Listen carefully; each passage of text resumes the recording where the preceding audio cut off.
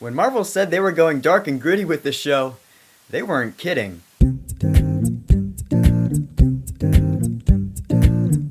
Marvel's Daredevil. I couldn't help myself. I had to do this. I had to. So Daredevil is the first in a series of Marvel Netflix shows that are going to lead up to a superhero team-up called The Defenders. We got Daredevil, Jessica Jones, Luke Cage, and Iron Fist, and they're starting out with Daredevil. So in Daredevil, we have Matt Murdock. When he was a kid, he got into a freak accident that made him blind, but heightened his other senses like his hearing, and he was trained in the martial arts, so now he spends his nights as a vigilante fighting crime in Hell's Kitchen, New York. Meanwhile, he spends his days as a lawyer fighting crime from a different angle. And so, we have 13 episodes of that. Now, right off the bat, I'll say yes, there are quite a few similarities I found to, say, Batman or Arrow. He's a vigilante going out and fighting crime. At first, the police hate him, and people start learning his secret. He doesn't kill people, it's pretty similar. That being said, it's still pretty fun to watch Daredevil do his thing. In fact, it's really cool to see how he fights, because obviously he can't see. But he's got this like radar sense, so he can tell when someone's pulling out a gun, and he'll just knock it right out of the guy's hand. One of my biggest concerns was that in the trailers and everything, I kept seeing this makeshift black suit for Daredevil. They never showed the classic red suit that we all know. Don't worry, he does eventually get it, but for most of the series, he uses the makeshift suit. So get used to watching that. Also, because Matt Murdock is a lawyer, there is a lot of law talk and stuff in the show. To me, that's not only the part that went over my head, but it did get pretty boring pretty fast. I don't know, I'm not into that kind of practice at all, so most of the time, I barely understood what the hell the characters were talking about. That being said, I give the show credit for going there because at least it adds layers to the story. It's not just, oh, I'm a superhero and I'm fighting crime for no reason. Now, the other characters are an interesting group. Matt's partner attorney is Franklin Foggy Nelson, and I guess you could say he's the most comic relief character. He's obviously not just there to be funny, he does move the plot, but he does have the most comic relief moments. I liked his character a lot. I also liked Karen Page. Karen Page is usually the love interest for Daredevil as I understand in most lore, but here she's really nothing more than a friend. She works as a secretary for Nelson and Murdock. But let's talk about the bad guy here, Kingpin, Wilson Fisk. This guy is actually pretty awesome. They don't call him Kingpin even once in the show, which did disappoint me a little, but make no mistake, he is the Kingpin. When you first see him, he comes off as not much, but then he squashes a guy's head with a car door and you're like, holy fuck, this guy means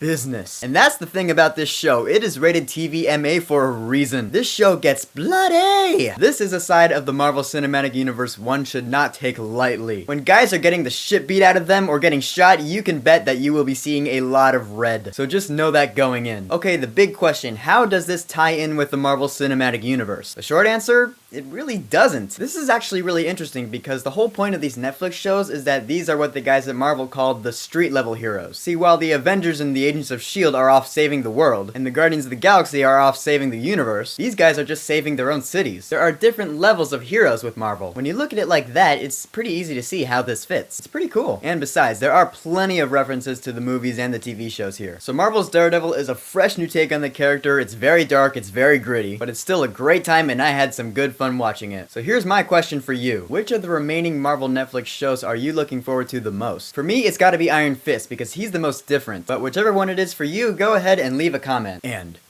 don't forget to subscribe.